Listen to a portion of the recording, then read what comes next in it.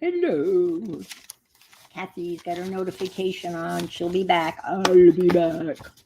I don't know how this is going to go, but do we ever know how anything's really going to go? Are there any guarantees? No, there are no guarantees that anything will go well. It's been that kind of, I don't know. I am so glad you are here, Barbara, Chicken Pot Pie Society, because what I'm going to read today brings you to mind. And as I was reading it, I immediately thought of you. I know, now you're intrigued. Hi, Kathy, again. I'm glad you're here. I'm glad your notifications were on. I'm just going to find myself over here on YouTube, turn the volume off because we don't want to have an echo. Oh my God. If everybody ever watched the, what the heck does he call himself? He's like a dog. He's not a dog whisperer, you know what I mean? But he goes and he enters and he takes care of, dogs that have been abandoned. Hi, Pam. He's got his own dog snack company, and I don't think it's Dodo, but that doesn't. But the dog Dodo, that doesn't sound right. But anyway, I digress. But I was watching him yesterday, and this poor little pathetic little puppy, mixed breed dog came in and he was in a cage, and he went in and he, very sat down, but he didn't, very slowly, and he dropped like a towel that had his scent on it, and he started breaking off pieces of his dried, all natural doggy treats, and and the dog had a real bad case of some sort of skin disorder, and it was so sad. And the dog had already been there for a couple of days, and he was kind of appalled that there wasn't more information on the dog. It was just found in a busy traffic area, and someone brought him in. Adorable. And the groomer obviously was not there, and this guy took it upon himself, using the facilities, and bathed this poor little dog and put like medicated shampoo on the poor little thing, and it blow dried it, and put, the hair dryer came on, the little dog was shaking, and it was adorable. I mean, it was heartbreaking. And then, he put the dog in the cage, and then he left, and everyone was, oh my God. So hopefully people saw that video, and someone's came up wherever that was and adopted that little dog. Those, people that take in rescue dogs and rescue cats, especially older ones, these people are saints, It's just really good stuff to do. I mean, all my cats have been rescue cats, kittens. But you know what? It's easy to adopt, and it's easy to adopt a kitten. Let's face it. So, I am going to attempt, before a live audience, over here. My camera's I love it where it is, but I just wish it was over, just to right here, But I'm going to attempt to make a birthday card for my grandson. His birthday is going to be next Saturday, in the middle of our long-awaited, anticipated cruise that's finally here. I'm a nervous wreck. I don't know why. I am totally stressed out, but that's just, I didn't do it, any heavy cleaning, and everyone said, well, clean after they're here. And that's true. But, when you live alone and all of a sudden you've got 3 people in your space, I'm trying to put all my art stuff away, as much as I can. And I'm just shoving it in my bedroom and all that stuff. And then I'm going to have to pick them up at the airport. And then I thought, I don't really feel like driving to the airport. Why don't I get a limo? And I haven't gotten a limo in several years, and I knew the limo would have gone up in price. And of course it did, but it went up a little bit more than I was comfortable. I mean, I could, but it was a lot for one way. And, hi, Lydia. My drive from here to the airport is not a bad drive at all. I get on 95 and to the B line, which means nothing to you. The B line goes straight to the Orlando airport. It's fairly easy to get into the airport and to exit the airport because I've done it so many times. I haven't done it recently, mind you. A couple of tolls, and I have the e-pass. I just shoot through the tolls.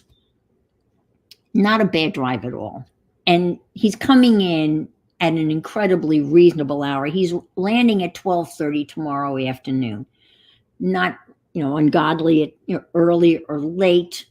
And I like to plan what I call a drive-through pickup. So the plan is as soon as the wheels touch down on the runway, he will call me. And by the time I'll get in the car and take off. And by the time he gets off the plane, and you have to take like a monorail type of little train from the terminal to the main building in Orlando. And by the time you do that, by the time you get to luggage, and by the time you get your luggage, he probably will have to wait maybe 5 minutes, 10 minutes, 5 minutes or so for me. And I should be able to drive right through, pick him up and scoot on home. That's the plan. So I'm picking him up. And I did grocery shopping today, $200 worth, and I had it delivered, which was helpful. Got that all put away. So I've been busy. Did laundry today. No wonder I'm kind of crazy. So maybe this will calm me down. All right. We've started a new book, Robert Fulghum, and it's, some observations from both sides of the refrigerator door. And it's not broken up in short stories like the other book was. So I'm going to read where I part of the next, they're not chapters, the next whatever, right? And then I know where I'm going to stop and pick up like not next week. Maybe. Well, I'm not. We'll talk about next Sunday in a minute. All right. So, a little something for me? Why? So I can tell you what key your head is in. I don't understand. Your head is a sound chamber, and every sound chamber resonates to certain notes better than others because of the shape and size and construction of the chamber. I am a visitor in a high school science class, and the teacher is using me to demonstrate to his class that adults don't know everything. All his students already know what their key is and how and why. I don't. So he sends me off to do some personal research in a small empty room, to hum and haw until I sound a note I really like, one that makes my head vibrate a little in a comfortable and pleasing way. Easy. It's like standing in the shower singing with your clothes on and the water off. When the note felt right, I reported back to the classroom where the science wizard put me in front of a microphone and said, "Hum for me." I hummed. The oscilloscope reflected the wave structure of my voice. "B flat," he announced, "Fulghum, you have a head that's tuned into the key of B flat major, which is a 60-cycle tone with natural overtones of D and F, forming the triadic complex of the chord." Later, I learned that trumpets and clarinets are also B-flat instruments, which means a lot of good jazz is in B-flat. Fanfares and marching band music are often written in B-flat, which makes it the key of parades and spectacles. At the racetrack, the trumpet call announcing each race is in B-flat. The Star-Spangled Banner and the Marseillaise are in the same key, and the William Tell Overture should be. And my refrigerator hums in B-flat major. The electric motor of the refrigerator gives off a 60-cycle B-flat hum as do all motors that run on 120-volt AC current.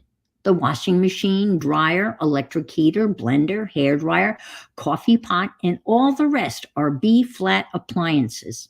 What's more, even when no motors are running, there is a 60 cycle leak of energy from all the wall sockets in the house. My house is immersed in B flat, which may explain why a man with a B flat head like me really feels at home there, and also may explain why I feel so good near the refrigerator. I'm in harmony with it. Now I know why I sometimes sing the national anthem when I invade the refrigerator in the middle of the night. Refrigerators. On a very local scale, a refrigerator is the center of the universe. All the inside is food essential to life. On the outside of the door is the summary of the life events of the household: grocery lists, report cards, gems of wisdom, cartoons, family schedules, urgent bills, reminders, instructions, complaints, photographs, postcards, lost and found items, and commands. When the word garbage appears there, somebody had better move it, and soon. The door of the refrigerator is a chronicle of current events not found on TV or in the daily newspaper.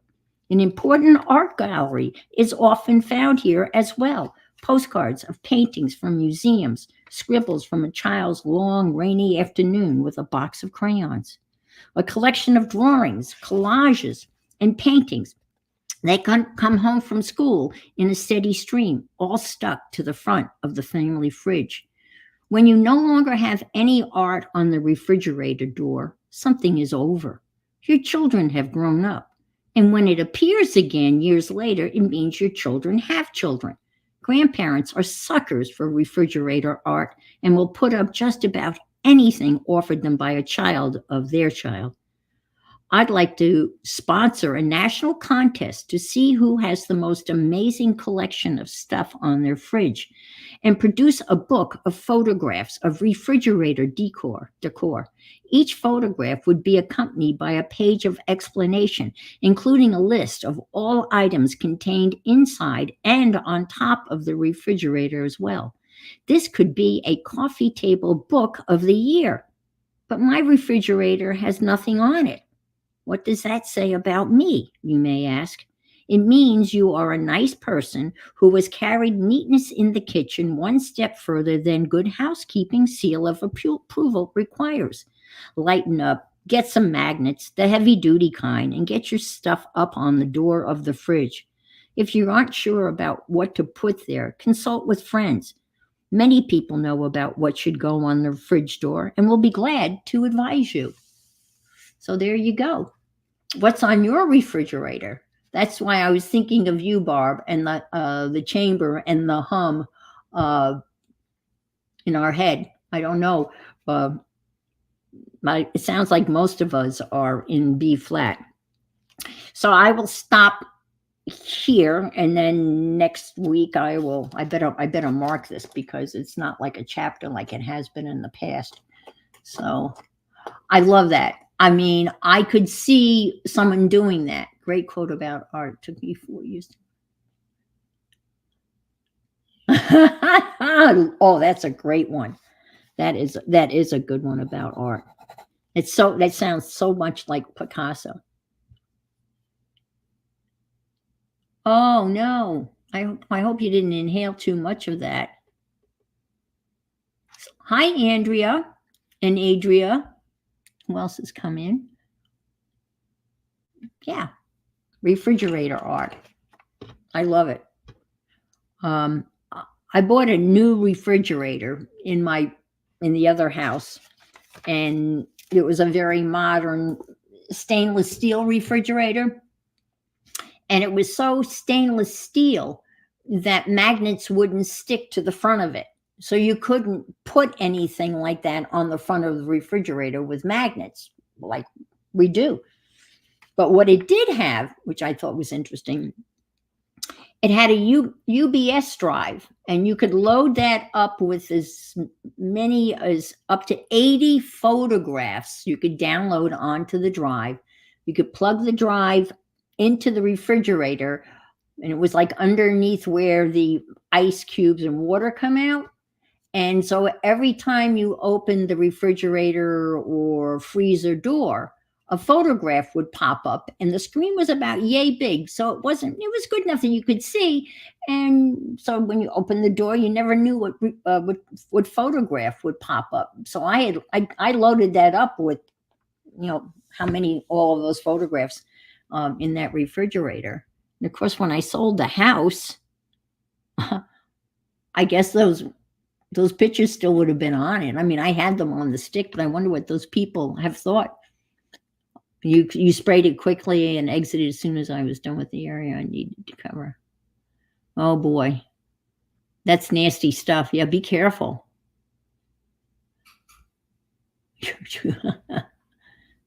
Well, thank you. I think that's a great idea, though. I mean, can you imagine if you actually collected photographs of people's refrigerators and made a book of it? I bet you it could be a coffee table book. That would be kind of cool to see. So, all right. This is going to be a foldy card. And the folds, and how this is done is compliments from Robin McClendon. She did this Saturday morning in her stream. And of course, hers was made of beautiful collage papers. Mine's not going to be made of beautiful collage papers. Mine's going to be made of Walmart construction paper. And I bought a big 500-page sheets of construction paper when school was starting, and I have no idea why the hell I bought it. I mean, anyway, I've got it. So this is going to be a birthday card for the grandson. And so I asked my son what was his latest favorite thing. And he's got a VR, one of those things you strap onto your head. I'm a little nervous about that. I don't know how safe those are. And I know I'm sounding like an old fuddy-duddy, but when I FaceTime Richard, all I can see is Callum in the background waving his arms, and he's got the headset on. So I have my reservations. But the game that he's playing now is called Yeeps Hide and Seek. So I went online and typed in Yeeps Hide and Seek and clicked images. So I've got all these images of Yeeps Hide and Seek.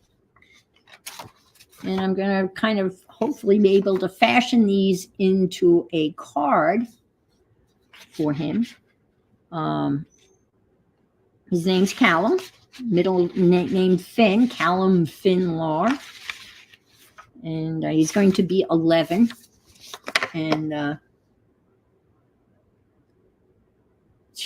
and your oldest is graduating from high school this year. Oh, wow. That is cool. Youngest is 2 and oldest is graduating from high school. That's a good span. Yeah. Yep. That's awesome. So I managed to this printed out really well. I cut and paste directly into Google Drawing, and I printed it out, and the printout was really kind of fuzzy. So I guess it was Graphics Fairy. If you really want to copy and then print out a picture off the internet to get the clearest possible rendition, is instead of copy picture, you really should hit the copy, save as, under copy, save as, and then it's downloaded. And it's a pain in the ass because then you download it. And that download is much sharper when it comes to printing it out. And then you have to save it for me, with the Mac and everything. Hi, Marguerite. I have to save it then to Photos, and then I have to open it in Photos, and then I can copy it and paste it into a Google Drawing doc. I know it's a lot of steps, and then I can print it out. But this is really, I mean, I don't know how. And I'm printing this out on a Brother color laser printer because there was some talk about toner. This is with generic toner. I don't buy Brother toner because it is outrageously expensive. It's almost $100 per color. So it'd be almost $400 to buy Brother toner. So I buy an off-brand that runs about $59, $60 for all 4 colors. And for my purposes, it's fine. Hi, Joyce. Good to see you. Well, thanks for the thumbs up. Is that you, Joyce? You just came in and hit the thumbs up. Thank you. Everybody, thumbs up. All right. So then I went in. I'm in Google Drive in the Drive doc, and then you go into Drawings. I love using Google Drawings because you can manipulate everything. You can resize pictures. I mean, I could turn this into a negative. I mean, it's an amazing, robust app that's totally free. And then I typed in a text box, happy birthday. Thank you, Joyce. Typed in a text box, happy birthday. And then I just dragged it down and plopped it on top of the photograph and then printed it out. So there it is. Thank you for giving me the finger. Yes, I appreciate that. So let me cut some of these out. And they're a little big. And I thought maybe that I might cut these out individually, but I'm going to see how this looks. And then I'm thinking of when I glue these together,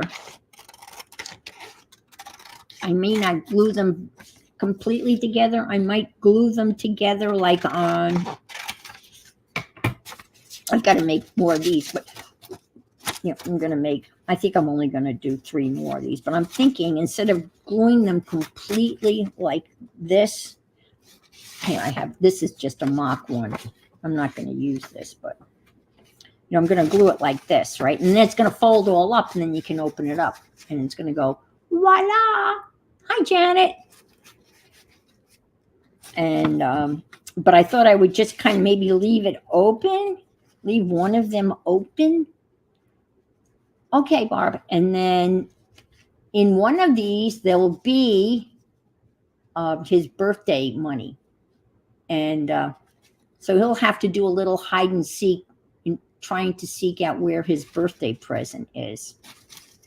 So I don't know. I forgot. Well, I can ask Richard when he gets here tomorrow. I don't know whether I should give him cash or write a check and or give him a credit for the cruise. I'm not sure. I'll talk to his dad about how he wants to do that.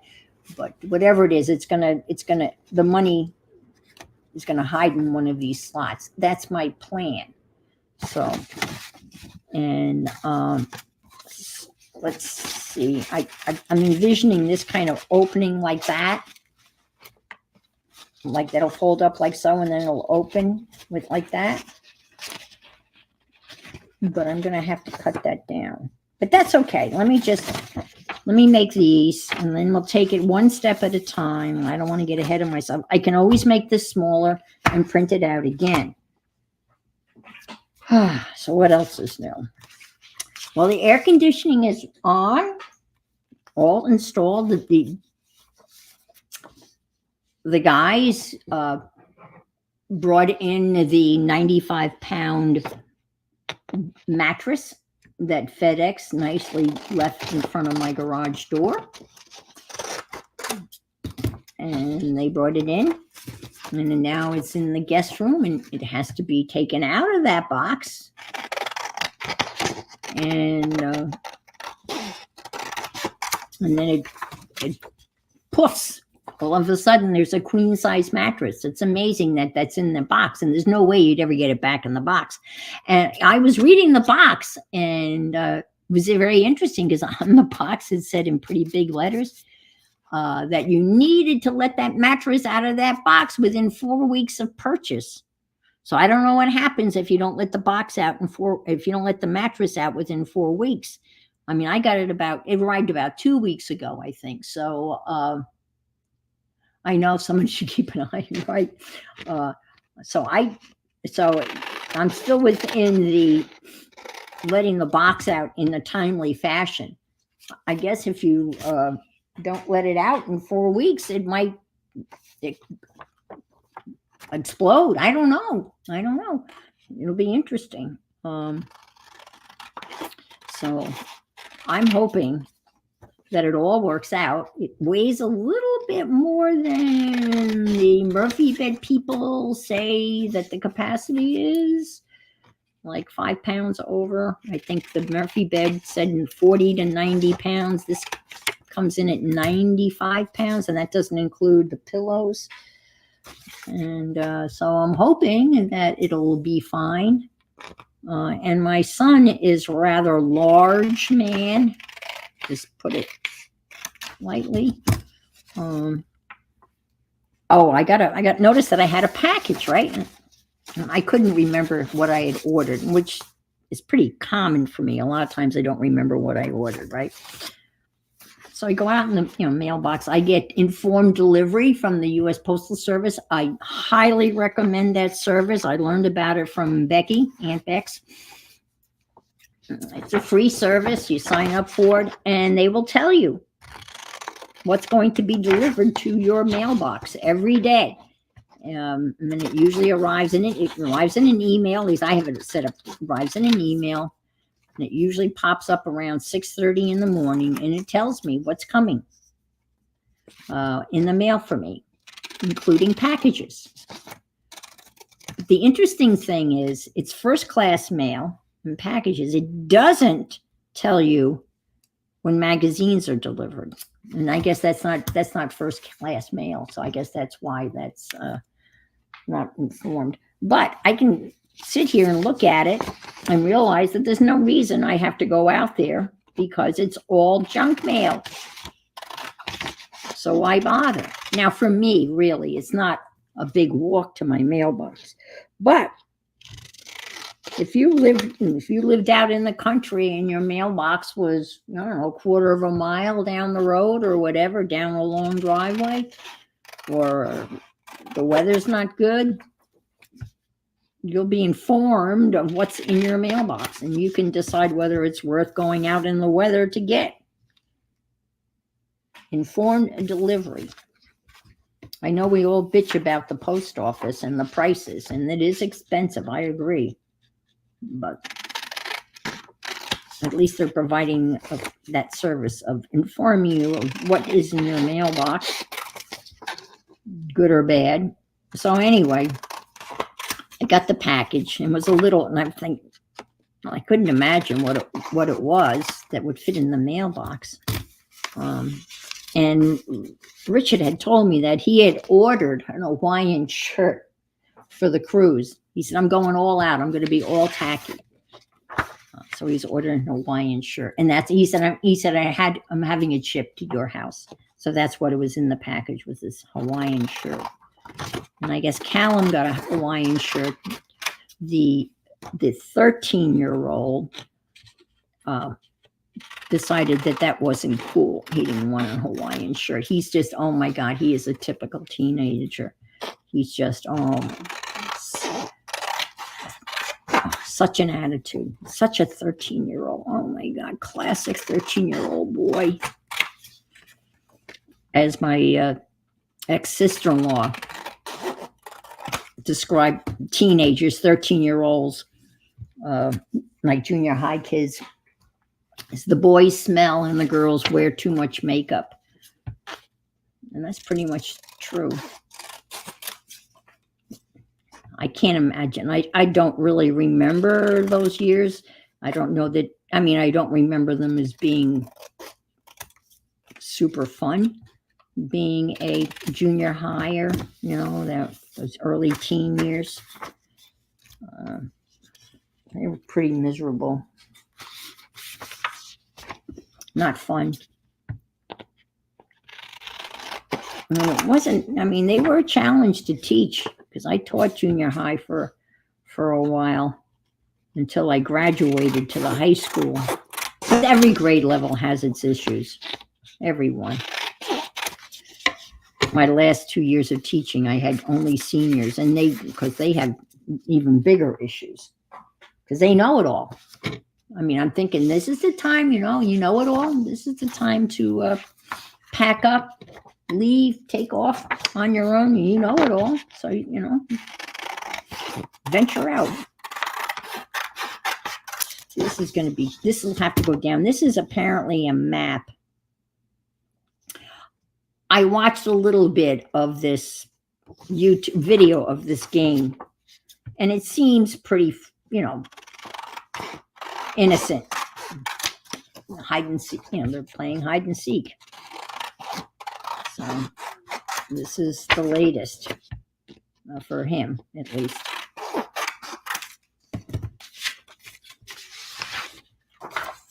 I like this one. Yeeps. I was trying to, I know there's a way to change the color of the background of this, but I couldn't remember how to do it because I was going to put this over this. Now I can, but I was going to do it but anyway. I hope everyone is well. I've gotten through another week and ready for a new week.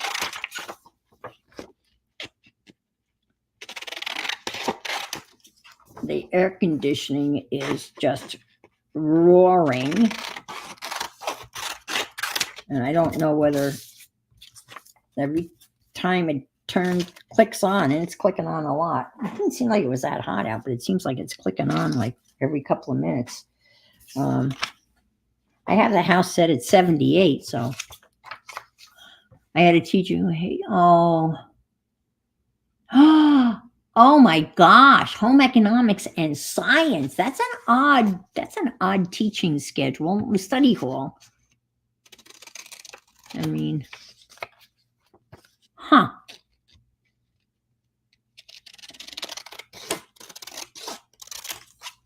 Yeah, junior high, 7th grade, 8th grade. When these kids graduate, when they get up there, the Sal Victorians and the valedictorians, when they get up there and they give their speeches at graduation, in all the years that I sat through graduations, never once had I heard any of those seniors mention their 7th or 8th grade teachers. Never. Because I think people, it's like a rite of passage, right? You get through it and that's it. You don't want to think about it. Yes, exactly. How could anybody hate Joyce? Well, actually, I could do that. That's not too awful, is it? Not really. Well, that's a possibility. Okay, let's get all the pictures kind of cut out.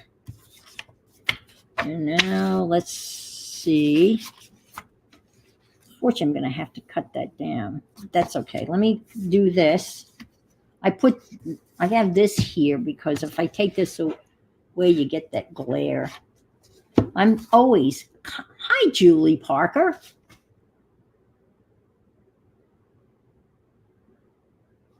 All your other teachers liked you? Okay. Well, why?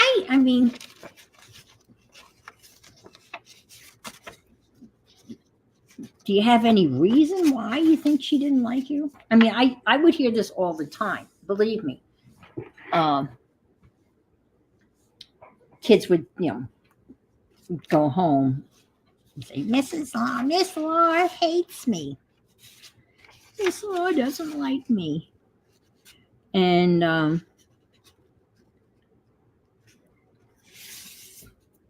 I would say to the kids at the beginning of the school year, I don't hate you. Um, hate is a horrible thing, and I would never waste my emotional capital hating anybody. I try not, especially a student. And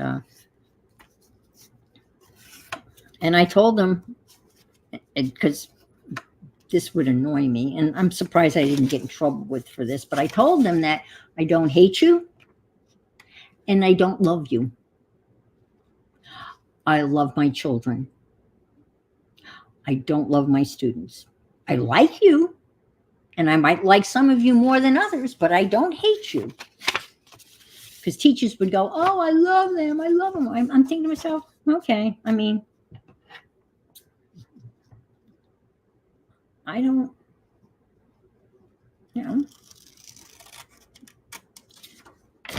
So that was my spiel. And on parent night, I would tell the parents I would make a deal with them.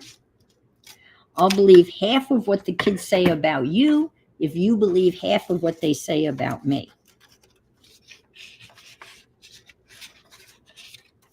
Now, I got to think about this for a minute. Yes, okay. You just got to think a second. All right. I think I got it. Did Aunt Bex come in? No, Barb. No. Did Barb come in? I'm missing. No, we're all. Oh, Barbara Clark did come in. Hello, Barbara.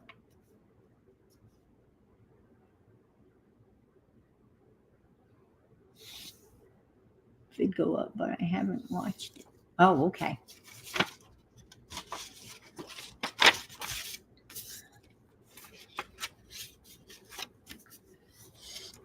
And I finished my. I'm going to fold this too.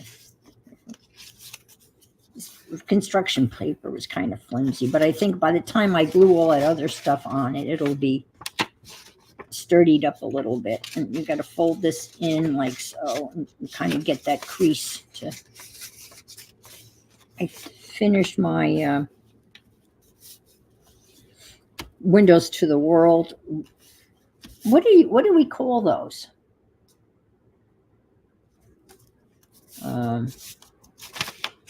Well, Windows on the World, I guess. And when I put my picture on for today's stream, there's only the top half of it. So next week I can put the bottom half. A little this and that is here. You mentor new teachers, God bless you. But it's true, right? I was scared of that teacher. And with me, and told him to, yeah. I remember, well, I had that, I remember there was a teacher that I didn't get along with, and I felt that, there was real issues. And I remember my mom going in and asking for another teacher, and they said, absolutely not. So, and I guess that's part of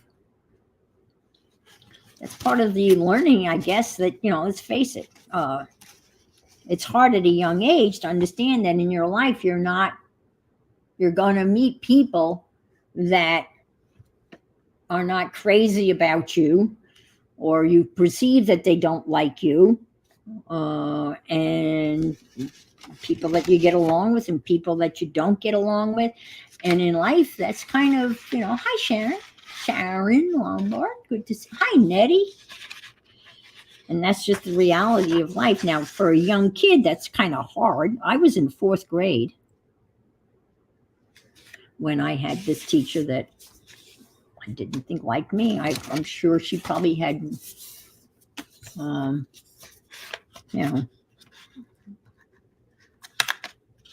normal.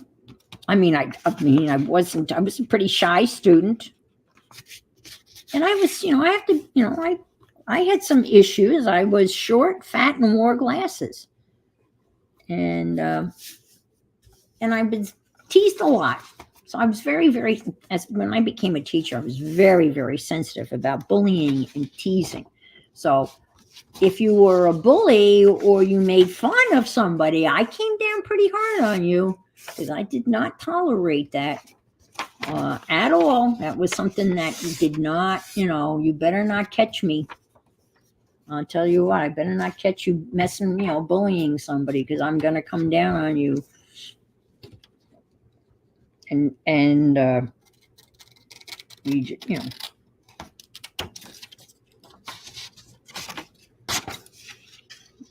I was once described, which was a great description if you think about it. I was once described as, that nice, mean teacher. How perfect is that, to be a nice, mean teacher? So I think what they meant, because I was strict, but I was that nice, mean teacher. I'll take that any day. I was happy to be that nice, mean teacher. I'm going to try out. This is purple. This has got purple and blues. Let's throw a black in and to see how that looks. So that was me, the nice, mean teacher. That was a kid describing me to a reading teacher. Oh, no. The house has got it. My gosh, how much of that stuff did you spray on there, Kathy? It was a textured stuff, right? That's got to be pretty nasty, I would imagine.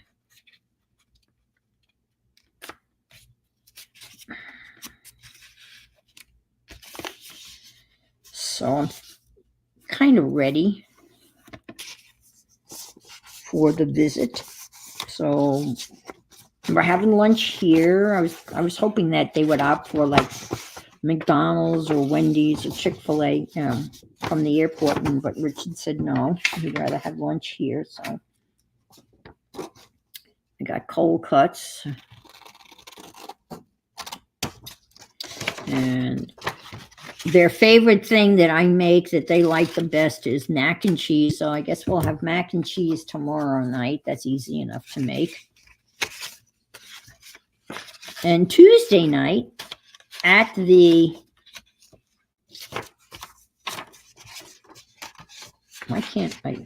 Jesus, I can't remember how to do this. Oh, I didn't do that to this one either. Oh. Guys are probably thinking, what the hell is wrong with it? Folding paper. You should see me trying to do origami. Following origami directions. Slowing it down to like a third of the speed and watching it over and over and over again. Yeah, this has to go like so. So you can come in like so. I think it'll be easier to do the end so once. Well, maybe not. Gosh. Lordy. Yeah, that's okay. We'll squish it like that. Oh, okay. Tickets and tags. Yeah, I signed up for Beth Schuler's Twinkie swap. I haven't made a Twinkie in a while. Many, many years ago, Aunt Bex, I think, had an Inchie swap. And I still I saved all the stuff from the Inchie swap. So I have a whole little thing full of little stuff that I can use to do the Twinkies. So, I know what I'm doing wrong. Believe it or not, I know exactly what I'm doing wrong. And I will do it right for the next one. Let's go this one. Okay, so.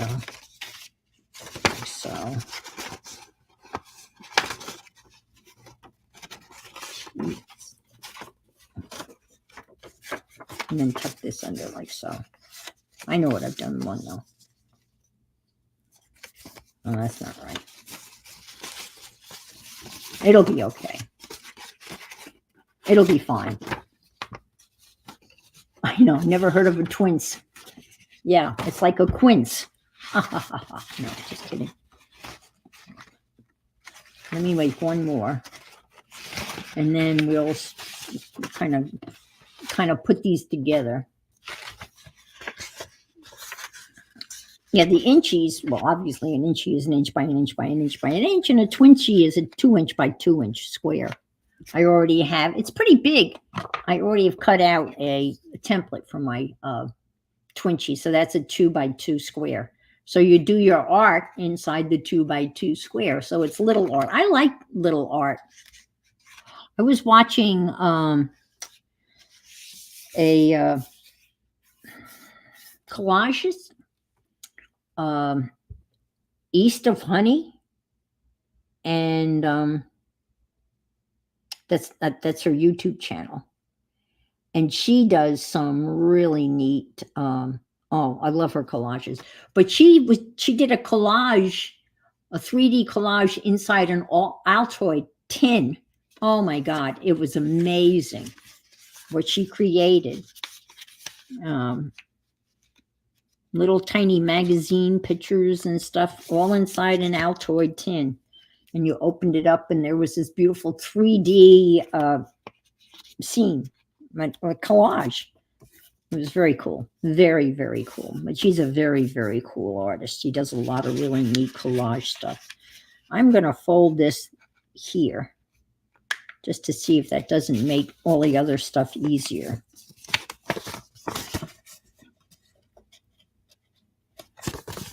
Yeah, you can come back. Yes, we'd have to call. I've often thought about that during like a live stream. If something happened to the person, and the people in the stream would go, "Oh my God, something's happened to something's happened to Anne. She just fell off her chair. We can't." And then you try to call 911, and you go, "I'm calling 911 for my YouTuber that I'm watching, and now something's happened to her." And I wonder if they would be able to, how would you respond to that? Because, well, I guess some of you know, but I live in Florida. I mean, it'd be interesting to see how we would be able to respond to one of us in trouble. Like Kathy's, disappeared, and she was talking about, well, that didn't help. That was not a good idea at all. She was here, and she was talking about toxic fumes in her house, and now she didn't come back, and we wonder if she's been overcome by toxic fumes. I'm not doing a precise job. Now, Robin McClendon's, hers was gorgeous, and I think she did, I want to say an odd number. I want to say, well, someone in the stream would have your address. Well, that's true. Well, I don't know. I mean, you all know that I live in Florida.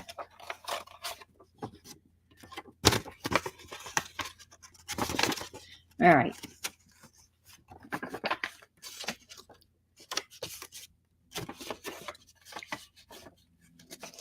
It's an interesting, premise to kind of think about. Well, I know Beth Shula has mine. On a golf course. That's right. I'm on a golf course, right smack dab on the 18th hole, as we know. I think when the golfers get here, sometimes they're tired by the time they get to the 18th hole, and that's why they're bouncing golf balls off my roof and off my windows and all of that. That's right. On a pond.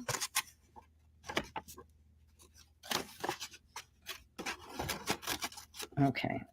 Now, the problem is, my question is, could this go this way? I guess it could, right? And this would fold in like so, because I want to put art across here, because it'd be really hard to put art across here. So that's what I'm going to try to do. Yes, Julie's in Australia, right? I know where Barbara is, Barbara Clark, because I love the name of where she lives. She's in Eureka, California.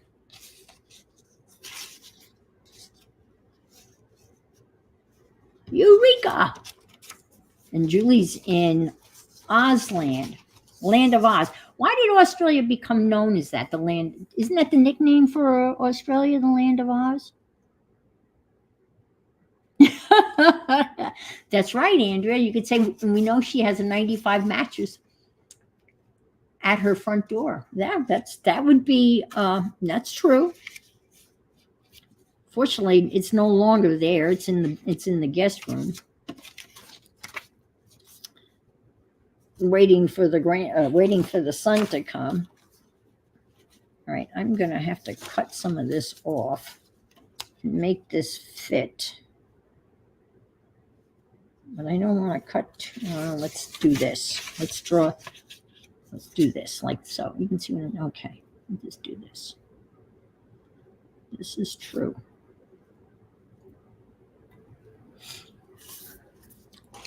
She's thinking of getting a new car, leasing a new car. I'm not going to buy again. I'm going to lease. And I don't know whether that's prudent or not. And you know what? I don't really care. I just know that I have a short attention span when it comes to a car.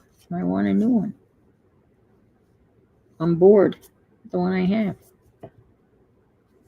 Oh, I hate to do that. It's too bad. Well, if I don't like it, I can always print out a smaller. But we'll cut that there. Let's see. The Land of oh.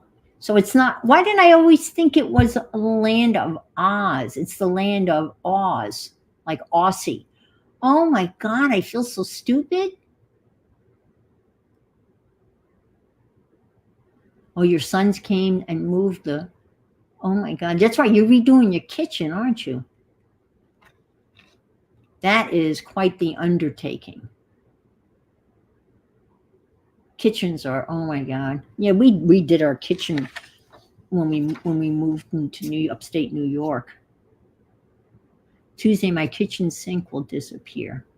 Oh wow. Now, so it sounds like, well, I guess the cabinets are staying up, right? So it's not a complete gut.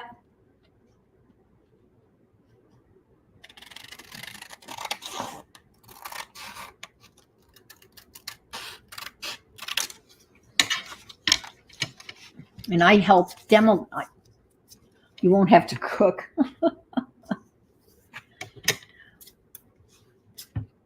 Yeah. Speaking of cooking, yes. So mac and cheese tomorrow night. And then I started to say at the club they're having Taco Tuesday buffet, a buffet. So we're gonna. And they said they recommended to make reservations. So I'm going to make reservations for the Taco Tuesday taco buffet at the club. And that will help my minimum. So that's Tuesday taken care of. Wednesday, I don't know. I bought some thin pizza, like thin pizza crust. I could make pizza. And after spending, when I saw the thin pizza crusts, right, two first, I said, oh, I have, I can make pizza for dinner one night. Not frozen pizza, but make pizza. Yeah. And then I forgot to add the mozzarella to the shopping list. So I don't have any mozzarella. So I'm going to have to go to the store if they agree. The barbecue will get a good workout. I haven't used my grill in years because the lizards live in the grill. And I don't want, the lizards. I'm a fearing of the lizards. So that's one of the things that when my son comes, I want him to kind of take the cover off the grill and get rid of all of the lizards. But then I have to still do this. No. So are you getting rid of the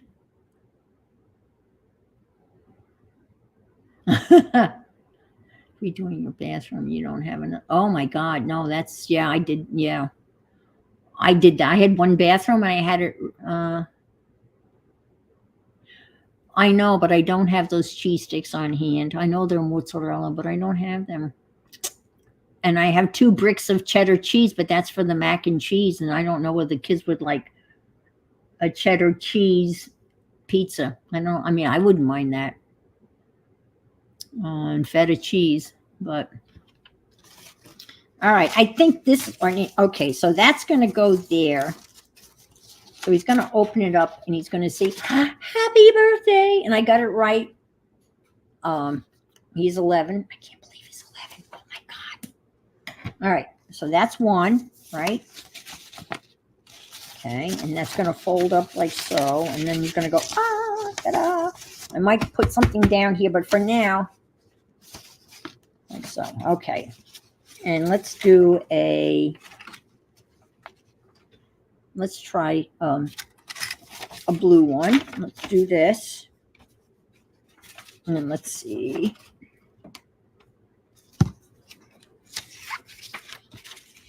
Okay, so this will go here like so. I should just fold these. Fold it right now and make it easier. So that's Wednesday. Thursday, they're going to Orlando to swim with the dolphins, I guess. And we'll be gone all day, but we'll be home in time for dinner. So I've got to figure out dinners for Monday night, Tuesday night, Wednesday night, and Thursday night. I do remember those. Yes, I do. I remember those Chef Boyardee kits. I do. I remember those. Oh my gosh, what a fond memory.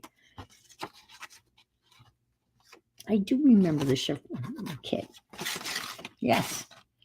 Well, I have a really, really good pizza dough recipe.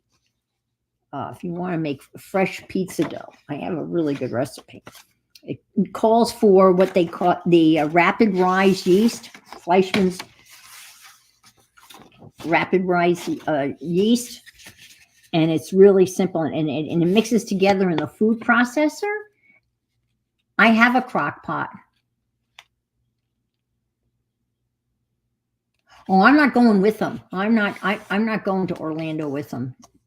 But I would. I would do that though. If I were going to, I would do the crock pot thing. They're going without me. I'm not going to swim with the dolphins. Nothing against the dolphins, but I'm just not going to be swimming with them. That's something that they can do. I got to cut off a little snibble of this.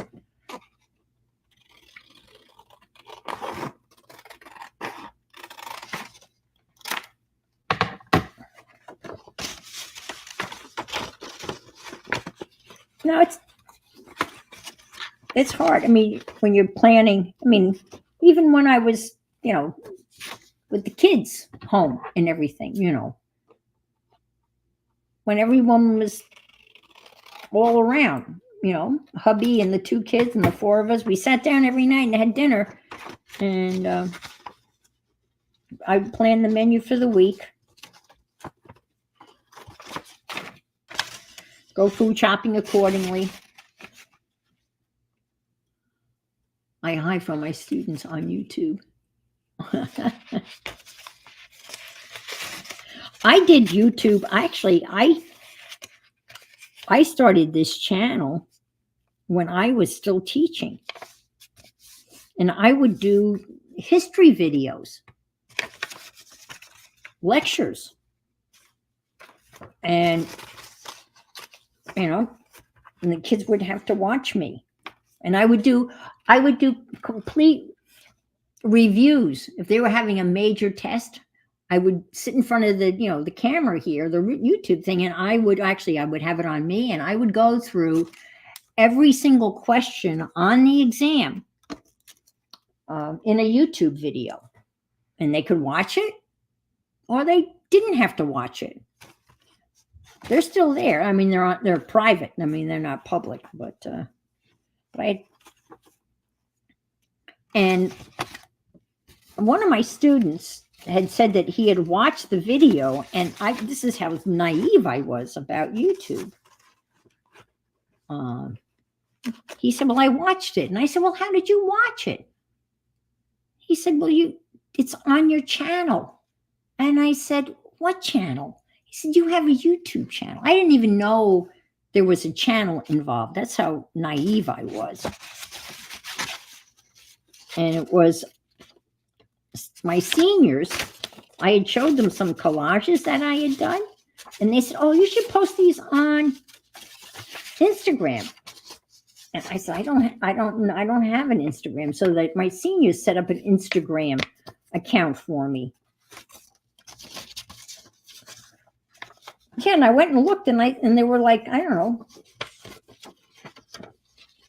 30 views or something for one of the.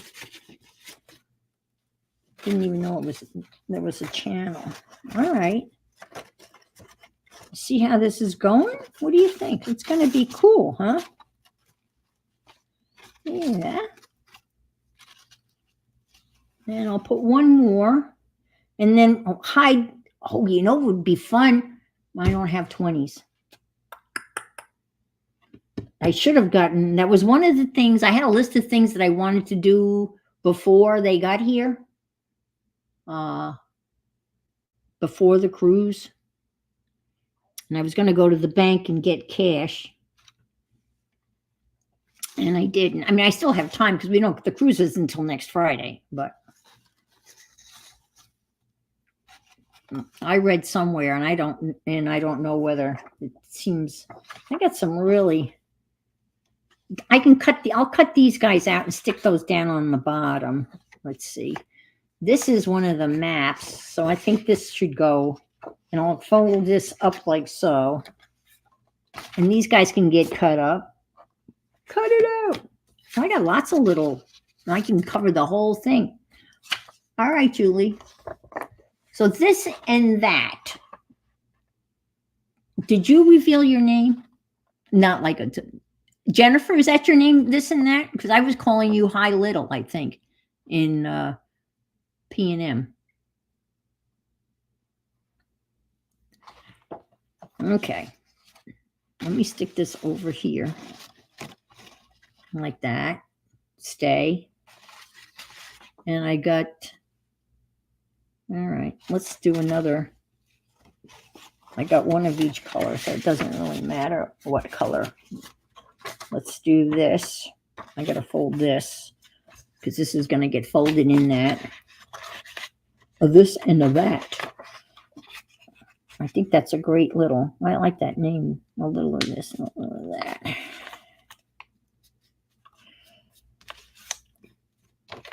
I did buy, it was on sale. I'm a sucker for buy one, get one. But you know what they're doing now? I'm going to bring up one of my little pet peeves. My new little pet peeve is, typically buy one, get one free. But I don't know whether you've noticed, but when it comes to soda pop, or whatever you call it, diet, Coca-Cola, Pepsi, it's not buy one, get one. It's buy two and get one free. I'm not a fan of that, but that's what they're doing. So I did that today. I bought two to get one free because there will be people here drinking that, stuff.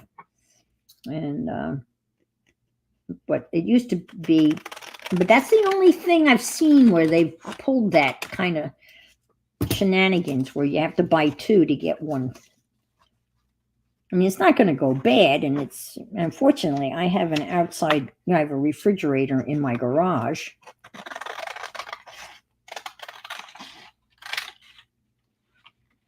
That usually only has wine, beer, and water in it, and now it has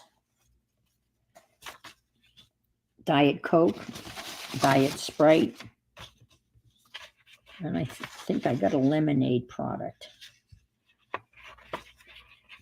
Of course, buy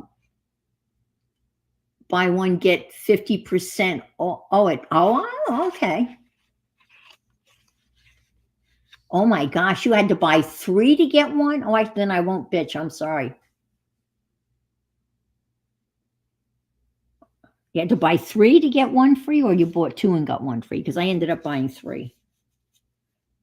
But the other thing they had on the BOGO or whatever the BOGO, yeah, I think it's BOGO, buy one, get one, is pork tenderloins, the boneless pork tenderloins. And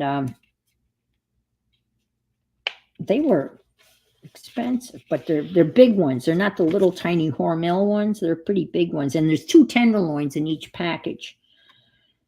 And I had meant to take them out of the package and clean them up, and take the silver skin off them and do all of that stuff. And put out those, the trimmings for the garbage, but I didn't get around to it. So, but those are really oh my gosh. I know I should, but I don't drink soda.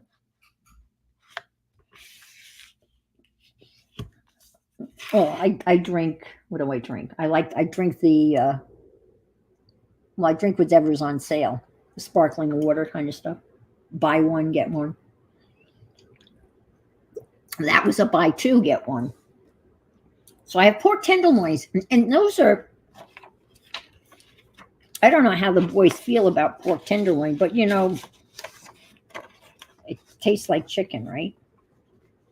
Right, so this won't work unless maybe if I slit this here, maybe this will be a challenge.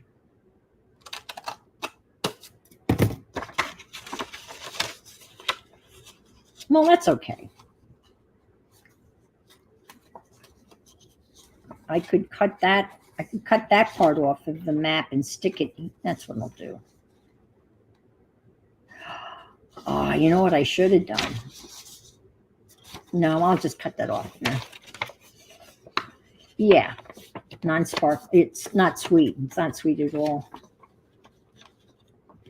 And I love the look. I like the orange. I love the color palette on the orange LaCroix. It's a beautiful orange, yellow, teal, blue-ish color.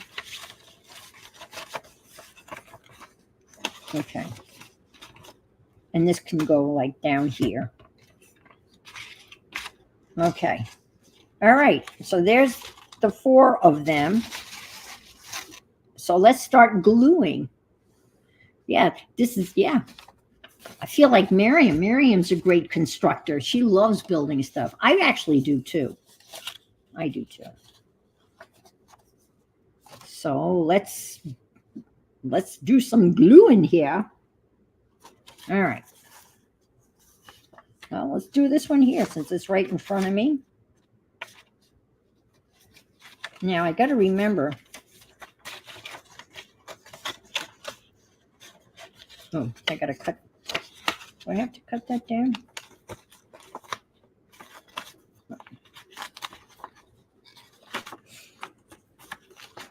Oh, come on.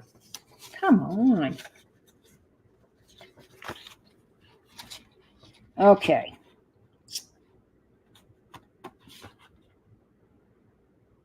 I'm thinking. Can you hear me thinking? Can you hear the gears grinding? All right, I think I'll do this because I want to leave a little bit open because I could have stuffed the pockets with $20 bills. That would have been. So I'm just going to do this. And I'll use this glue because this is the good stuff. Whoops, and kind of go around like so. And I'll seal this one up. Oh, I can't do that, can I? All right, think.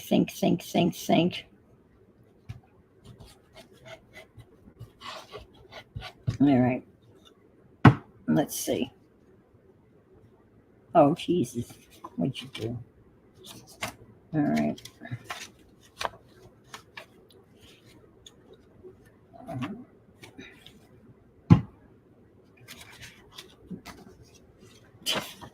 Guys are probably screaming like, what the hell are you doing? I don't know what I'm doing.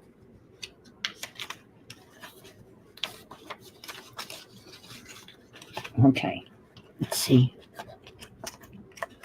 All right, let's do this. Shh. Be quiet. All right, Andrea, thanks for being here. Nice to see you as always.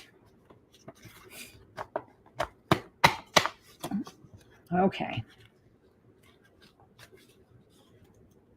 Oh, dumbass. Excuse me, I'm talking to myself. I didn't, this can be glued down to this. It's this that needs to be open. Oh, Lordy. Lordy Bagordy.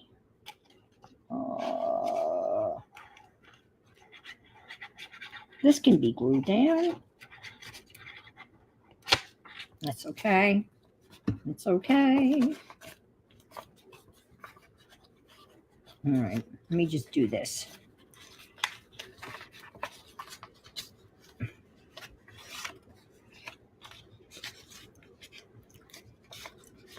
All right, this is much better. Okay, all right. Okay, let me get out the bone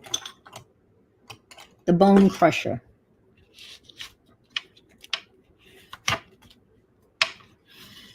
Okay. Yeah, okay. There. And then I'm going to glue down the rest of the map.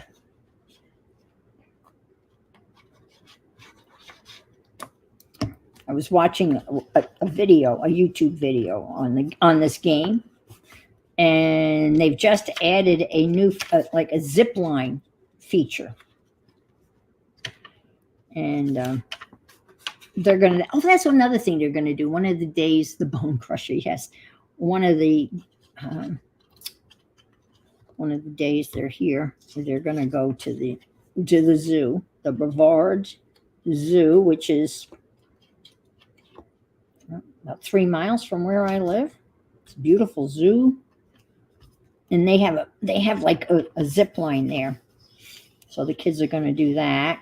So they're going to be doing a lot on top of the cruise. The cruise is going to be anticlimactic, I think. You're going to swim with the dolphins in Orlando. I'm sure they're going to go to the ocean. I know Richard will. There's a pool here that they can go to. And the zoo. So they'll be busy.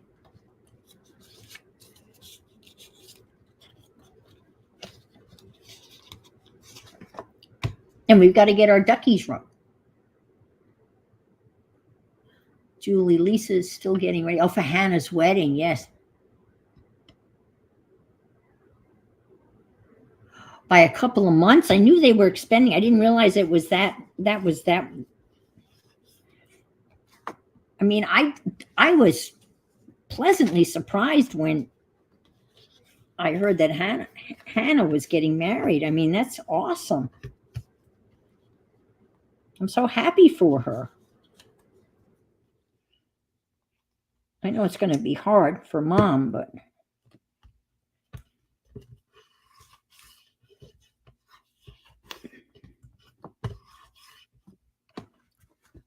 they going to be close? Oh, that's right, Lisa. Yeah. Are they? Is Hannah and her husband to be? Are they going to be living in the close to where she is? Are they? I hope they're not going to be too far away.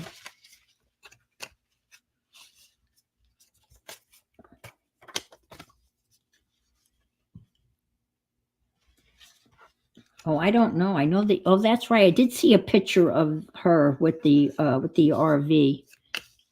Gee, I don't know. She'll be in another state. Oh, yeesh. That's kind of rough.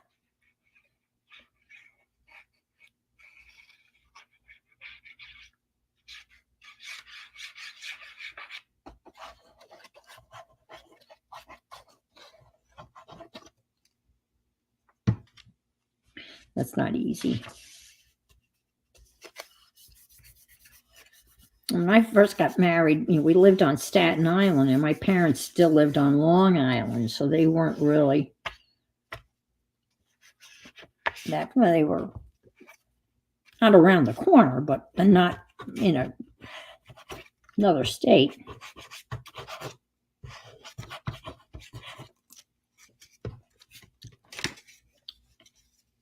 But when my children were born, they were far away. I didn't have my mom.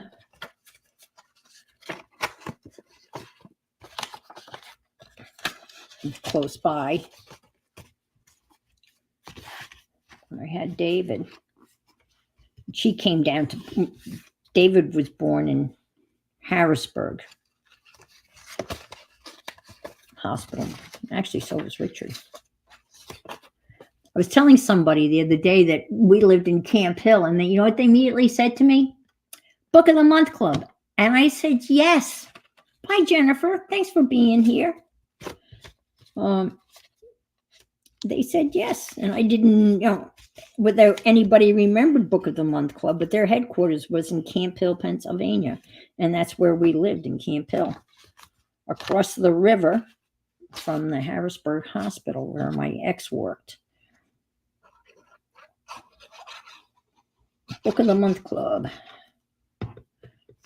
We had lived on a farm before that, outside of Gettysburg, Pennsylvania. Oh my God.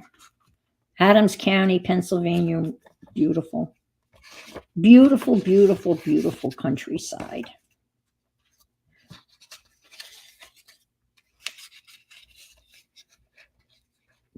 All 4 seasons. Winter, not crazy cold. You get a little snow.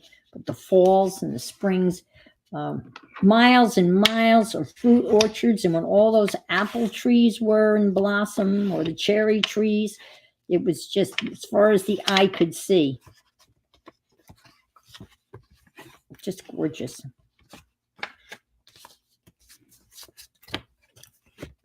And of course, driving through this is what when I glue these together, this is what I'll leave open.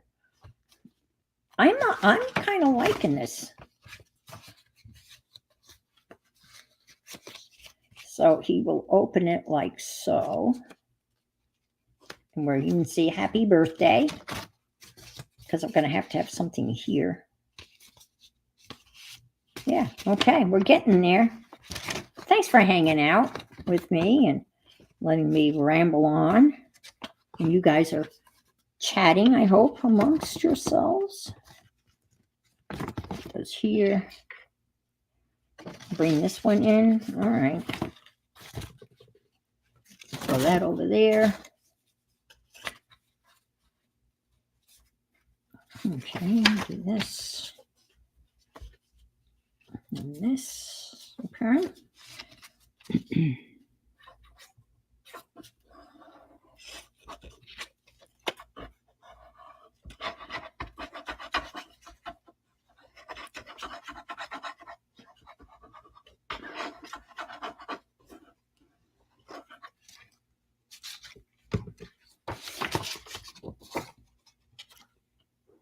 We had some friends that lived in on the river on the Susquehanna in Harrisburg, and before we moved to that area, they had a huge flood, and I remember these people showing us how the watermark when the river came up, the watermark, it was like a foot from their ceiling. Can you imagine? I mean, being flooded out in the river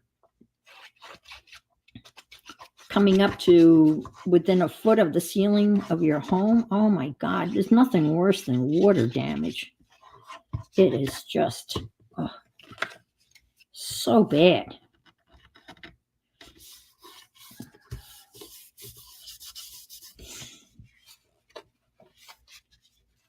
Now, this is a little cockeyed, but that's okay because I can cut it to make it not so cockeyed.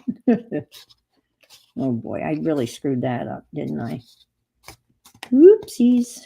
Well, let's see whether we can't make it all better by a little bone folder persuasion here. You can just it's only paper. Yeah, water. Oh my gosh.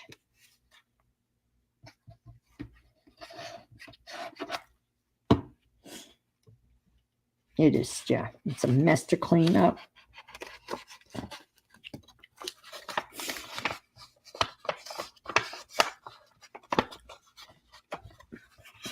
You see, after a hurricane, and you see all the flooding, and oh my God, I'm not looking forward to it. There is I can bitch about this one weather channel. It's not Ryan, all Ryan either. He's very reasonable. And there's another local guy called Mike's Weather Page, very local. He's right here in Lakeland, Florida. But this guy is a TV meteorologist, and he has a YouTube channel, Mr. Weatherman. Oh my God, he is hyping this season like you would not believe how he is hyping this hurricane season. He's talking about there's 4 tropical waves coming, and I have the National Hurricane Weather National Weather Station, right? App. And you can click on the Atlantic and see what's coming. You click on the National Hurricane Center's website. I have the enhanced app, and it gives you a 7-day outlook. And you know what it shows for the tropics? Nothing. Because part of the cruises were going to Bermuda, I think, for a day or whatever. And this guy is hyping these tropical waves like Armageddon. Oh, I'm a wreck. Oh, with the cockroaches? Oh, God. I haven't seen one recently. It's okay, Lily. That was just me. No one's at the door, honey.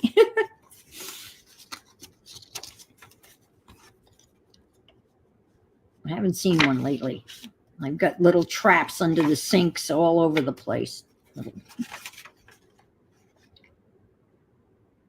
Oh no! He brought some home with him? Ugh. Well, they say that they lay their eggs like in cardboard boxes, and I have cardboard. I save cardboard, because I like working in cardboard, but it's all out in the garage. And it's cut up. They're just, I guess, obviously they like Florida because it's wet and moist, and it's, humidity. I mean, that's like year round, It's always humid here. I mean, less in February, but it's always humid here.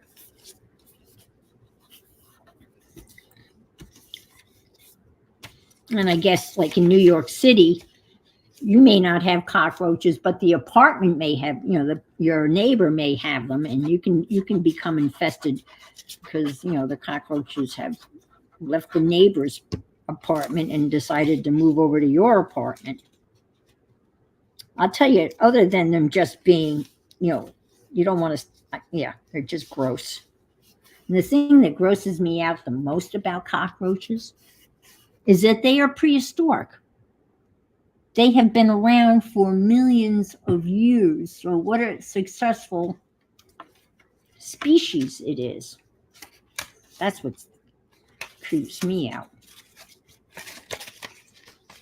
They've outlived the dinosaurs. And they're smart. They are smart. And they can flatten themselves. I saw it with that big ass cockroach that came out of my dryer a couple of weeks ago. I mean, he was big. He was the size of my thumb, just as fat. And he got into the pantry and he flattened himself up against the wall. I mean, he was as thin as a quarter. And if you looked, all you would have thought was there was just nothing there. But if you look closely, there he was, smashed up. He scrunched his body up. When they spray next door, then they come. Yeah. Oh, yes.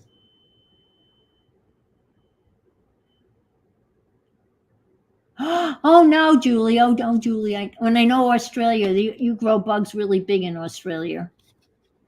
Oh, my God. Seeker. Okay. And then in Florida, we have another lovely occurrence. They're known as June bugs. Okay. Now, because they come out in June. When they appear, they are mating. So, excuse me, I call them fuck bugs because they're attached and they're mating. And they mate and they live for 24 hours and then they're gone. But they come in swarms and they're not so bad here because we have an ocean breeze. But if you go to Orlando and you drive like coming home from Orlando, by the time you get here, your windshield is just smeared with F bugs guts. And so to a point where you can't even see out the windshield and you can't put the windshield wipers on because it just smears all of them. They have 20 acres.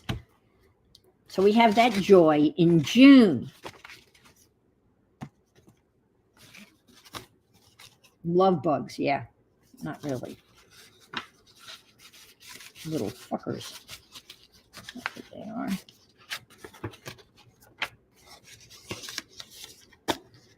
They're like a fruit fly. What does a fruit fly live for 24 hours? Okay. I bought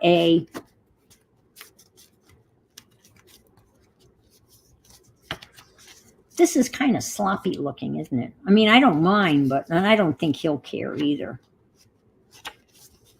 I mean, he's an 11-year-old.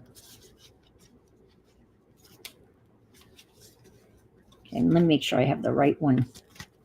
Well, where's the birthday one? Where's the birthday one? Oh, there it is. Okay. Huh. Yeah, okay. They had them. Okay, they had them. Yeah, I think it's a southern thing. Yeah. Okay, yeah. And they're all, I mean, again, but with crickets. See, crickets, and I'm sure they've got to be really bad too. And like right now, right, the cicadas, I mean, they're out there, and after all, I've got my own pestilence here, right? Maybe I've pissed off God because I've got the cockroaches and I've got the racer ants and I've even got a frog. I don't know what happened to the frog. I told you about that frog, right? He disappeared. No idea where that little booger got to. I haven't come across his little dehydrated, desecrated body anywhere. I'm afraid that when I move my suitcase out of my closet to pack for the cruise, that's where his little dead body's going to be. But I have no idea. I don't know what happened to that frog. And it was a big one. I mean, he was the size of my fist. He wasn't like a little toad. So I don't know what happened to that. I told you. I heard 2 hops. And then I didn't hear anything else from him, her, it, whatever. Okay. So this is what I'm talking about. Gluing and leaving this open to stick something in here special. That's what I was talking about. So let's see if we can do. You know what I'm going to use for that? I know what I'm going to use double-sided tape. That's what I'm going to use. Because I have thing. Well, I don't know, Julie. I don't. Hi, Roseanne. Watch out for the frog. I don't know how he could get outside. I mean, obviously he came in from the inside. Well, I think he's dead now. That would be wonderful. If he was eating the cockroaches, then, oh my God, let's bring him on. I'll bring in a couple of more frogs. The only thing, I never open my back door because the lizards hang out back there. The only thing he could have come in is through the garage. You know, when I bring my groceries in, I take the groceries out of the back of the car. I bring them to the garage door, the door from the garage into the kitchen. And I close the garage door.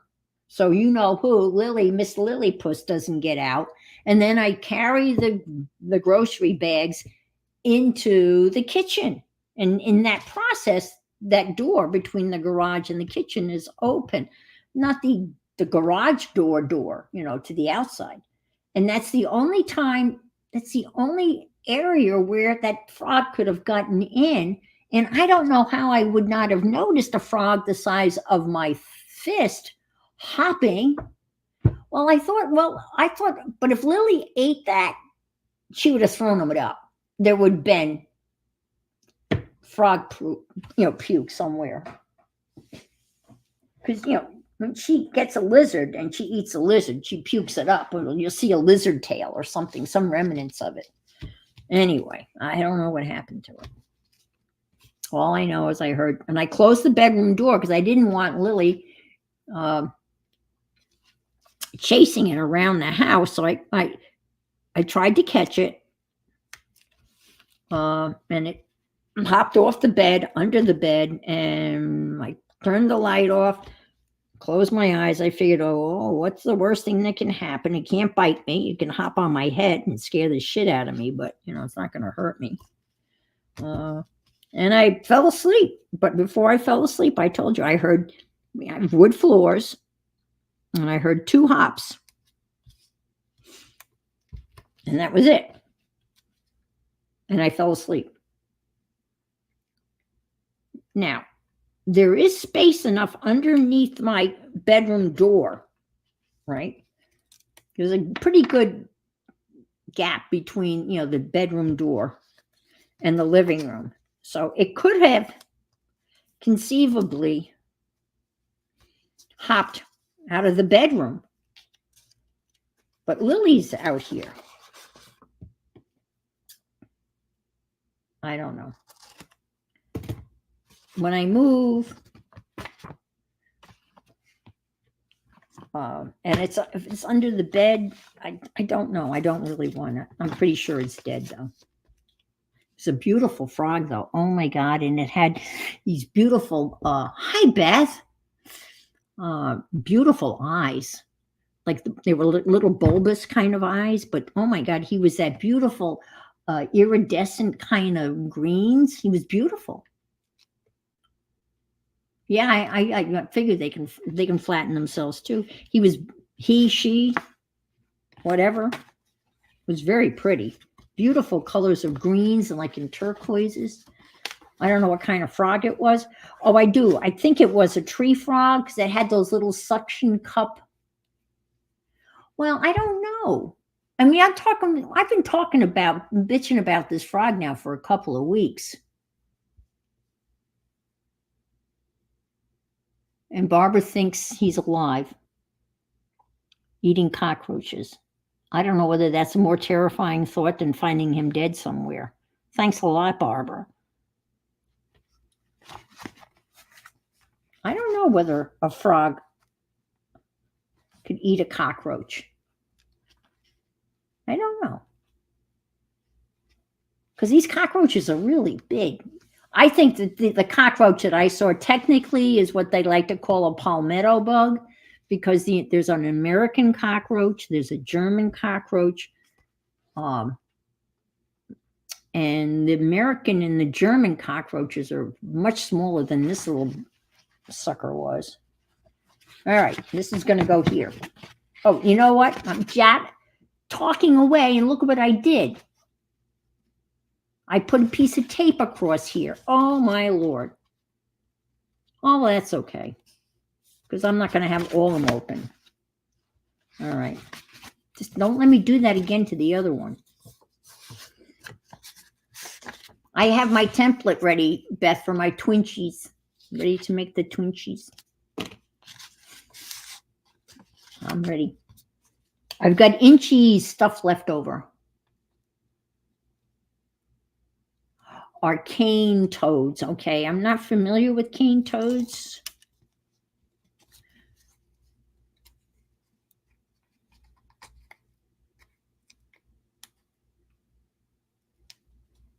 I had a big old like a bullfrog that was in the like the cable box on the side of my house. There were some leaves in there, and I went to see whether the cable had been cut by the lawn guys, and there he was in that little box. And big old frog leg was hanging out. That kind of startled me. I didn't expect that.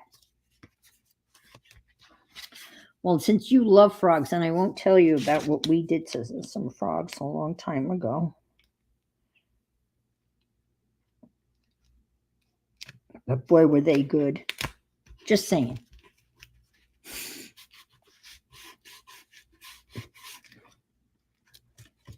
I'm making a birthday card, Beth, for my son.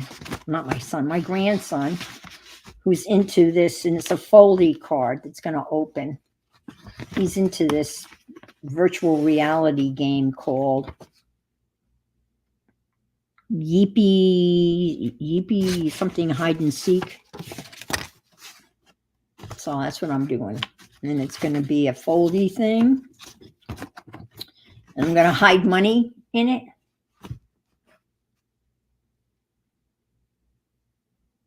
Oh, well, okay. Yeah. Oh, dear. I was introduced in the Queenslands to deal with the oh, you got to be kidding. The toads took out of the rats? Oh, see, that's what happens. They bring in one species to take care of another species, and then everything gets out of whack. Wasn't there, and especially since, Queensland and Australia is an island, I could do that, right? But I thought it would be fun if it was hidden. Yeah. I'll do this one. I'll leave one up. I'll leave this side open. Yeah, that's what we'll do. That'll be fine. All right. So I'm only going to put it on 3 sides. 1, 2, 3, not 4.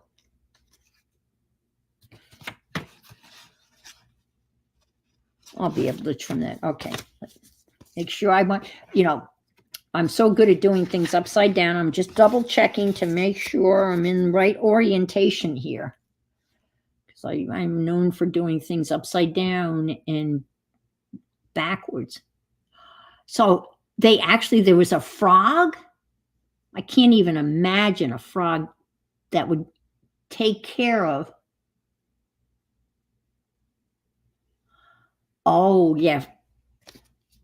Well, when I was in high school in biology class, right?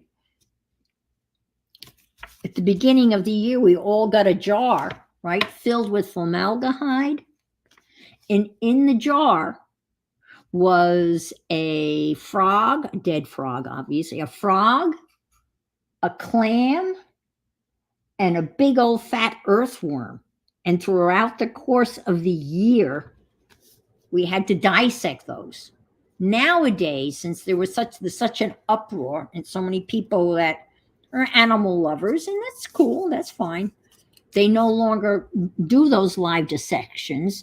They do virtual, like a virtual frog dissection, not the real thing that we had. We had the little jar.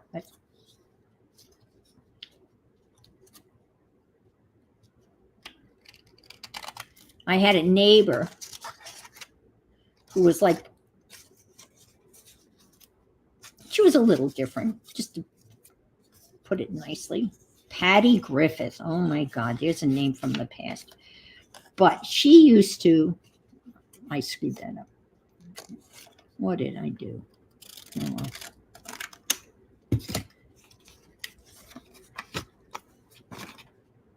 You're not going to like this part, but she used to dissect frogs in their garage. We actually set up like a little surgery, and she got, I don't know how she got it, but she got ether, something from the pharmacist to knock the frog out, and she was doing some sort of surgery on these little big frogs. I don't even remember where the frogs came from, but I remember. Yeah. You had to dissect one at MIT. Are you an MIT alum? Oh, that is awesome. So is my son. He went to MIT and never came back. And he still lives he works in Cambridge.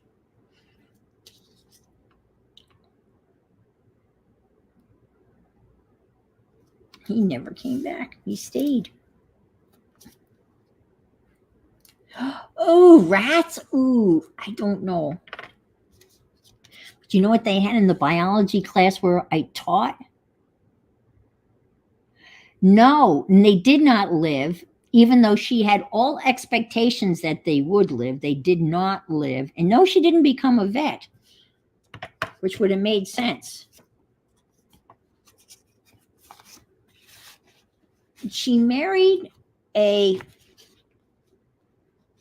cardiac surgeon in New York City and lived in a like almost like a penthouse apartment in Manhattan.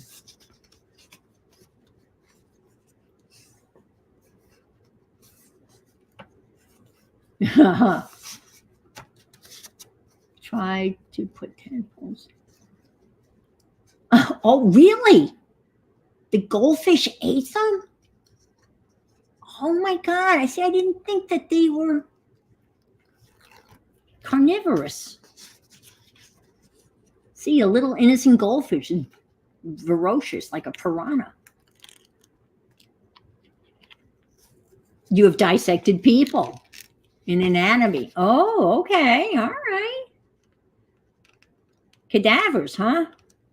Interesting. Look at all this interesting information that is revealing itself to us. Dissecting frogs, bringing frogs to class to get an A, dissecting people. An MIT alum. Wow, this has been a stream of information here, literally. Very cool.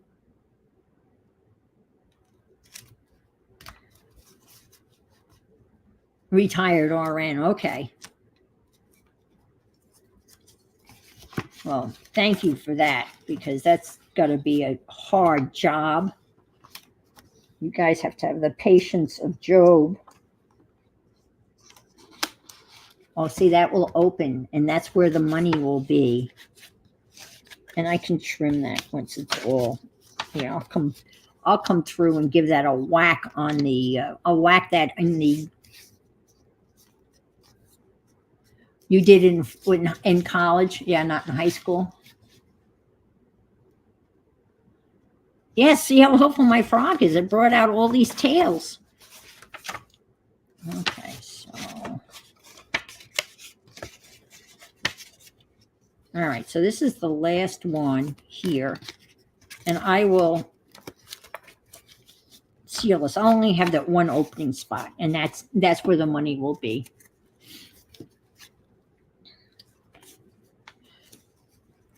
I don't know whether see, this is my dilemma also. Reed's birthday is in February, right? His older brother's birthday's in February. So Reed's a hockey player, so I made a beautiful pop-up hockey card for him.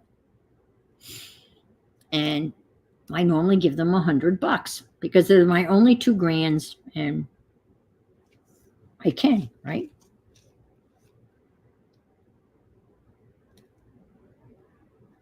Now, Callum's birthday's on the cruise. And I was thinking, well, I can't say to Callum, the happy birthday. The cruise is part of the cruise is, your part of your birthday present. Because I didn't say that to Reed. I didn't just send Reed a card and said, say to him, the cruise is your birthday.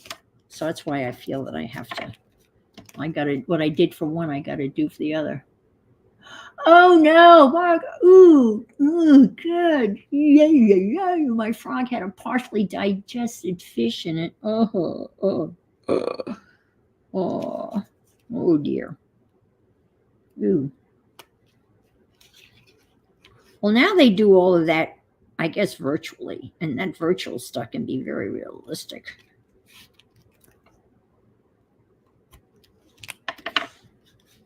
I've actually watched a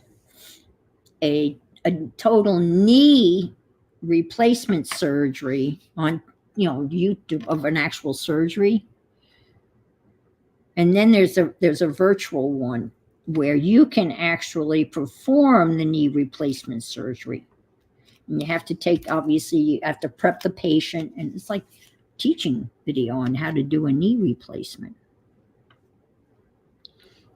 Having had a couple of one successful, one not successful, and then the one that was successful, I got a letter not too long ago that they had a recall on the part that they put. Smell it looks hard too. Yeah, the formaldehyde is really. I wonder if they still use formaldehyde. I can't even say. I said it right the first time. Aw, yeah.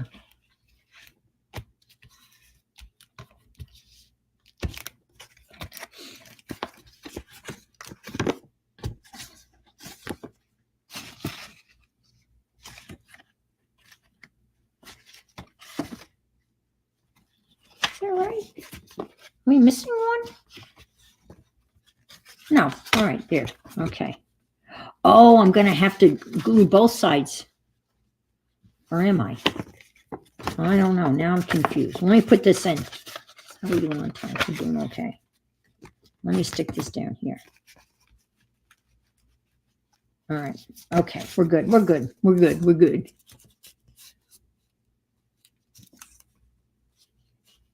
I bet. Oh, I would imagine. Yeah.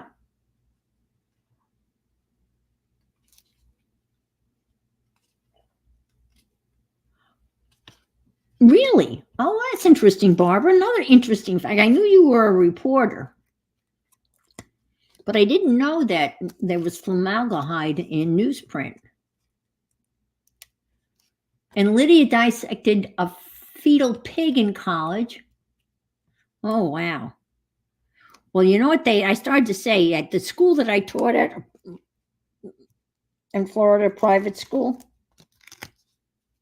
You know what they were dissecting in their advanced this is an AP biology class, and this really upset me, was cryovac kittens, little kitties. They came in cryopacked packages.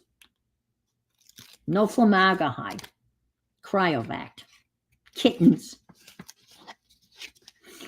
Yes, little kitties.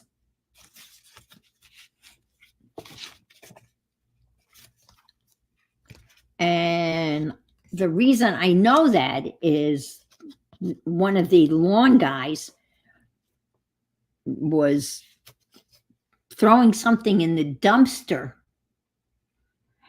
and there was this dissected kitten. And then, oh, and I said something to the biology teacher, who I know is a friend, colleague. And he said, oh, yeah. And he opened the cabinet, and in the cabinet were all these, cryovac kittens that they were going to dissect. It was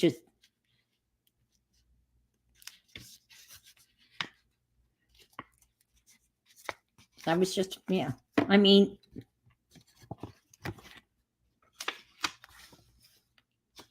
all in the name of science, right? Ta-da! Now, should I close this? If I close that, will it? So I don't think I can't close that, because if I have to leave that open, otherwise it wouldn't fold up.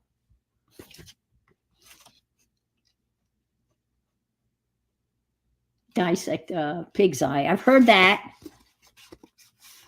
I've heard of that.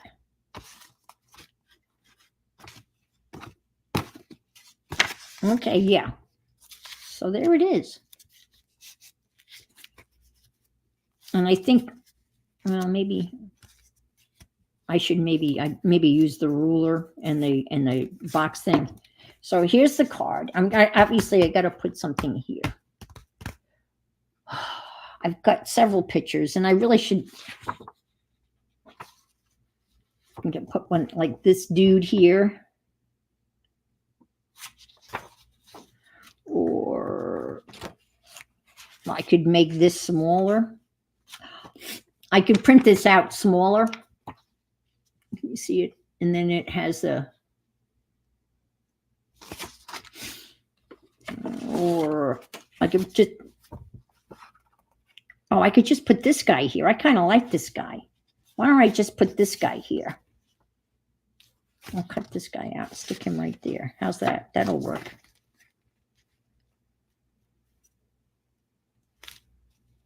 I have that's too big, but I have it. I can make it smaller. Cow's eyes. I've heard of cow's eyes. That's what I was thinking of. I was thinking, oh, come on.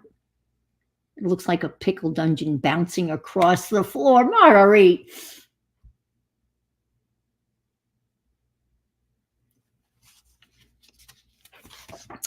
That is not a great visual. That's all I can say. Like one of those cocktail onions. And stop. Sheep's eye. Yeah. I could hear sheep's eye. Yes, it's creepy. I have an eye out for you.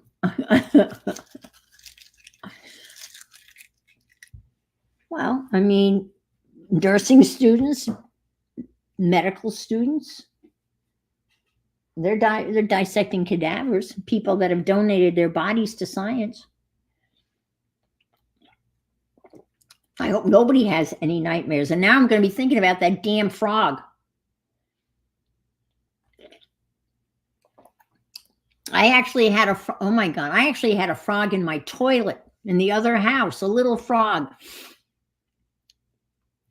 Got up under the rim of the toilet. It must have come up through so that's maybe how he got in. Could he come in through the sewer pipes?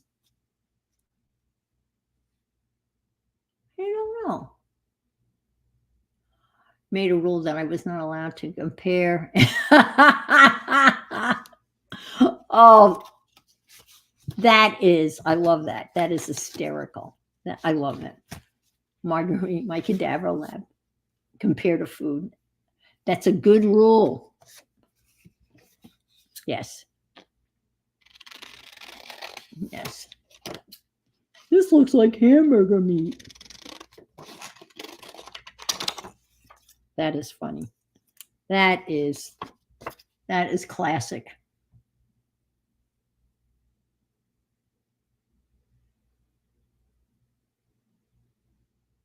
I'm not going to give him a name.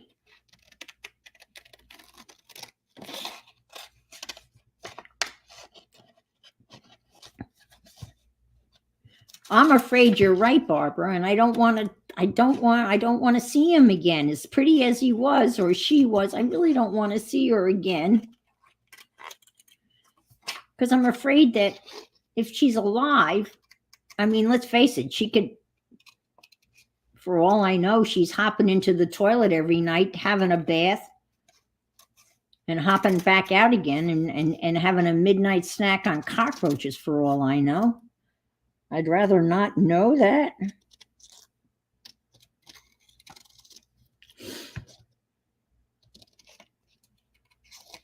I mean, we used to catch little garden toads, little tiny toads about the size of a quarter, you know. Shoebox, a handful of grass. Just like we would catch fireflies, you know. Mayonnaise jar, holes punched in it with a nail and hammer, blades of grass. I can remember putting them by the bed at night and watching them flicker. And then I fell asleep and they were flickering there as they died, I'm sure, because they were usually dead in the morning. But boy, we had fun catching those fireflies in the summertime.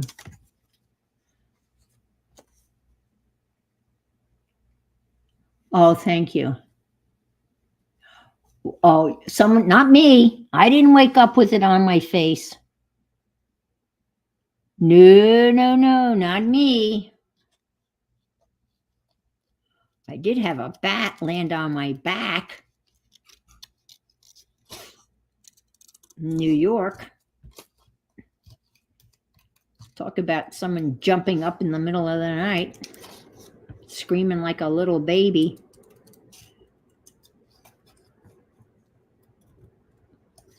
They brought bats into that area. Frederica the frog. That's her name. Okay.